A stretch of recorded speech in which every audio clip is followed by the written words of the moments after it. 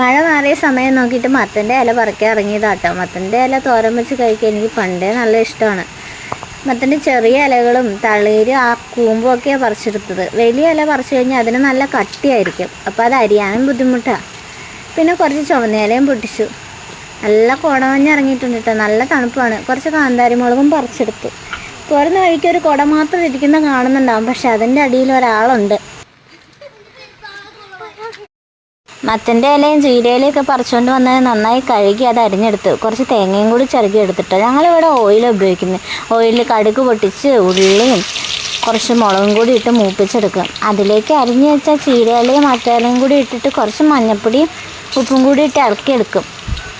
അപ്പം ചിരക്കി വെച്ച തേങ്ങയും കൂടി ഇട്ട് ഒന്ന് ഇളക്കി മൂടി വെച്ചെടുത്താൽ മത്തൻ്റെ ഇല തോര റെഡി ആയിട്ടോ.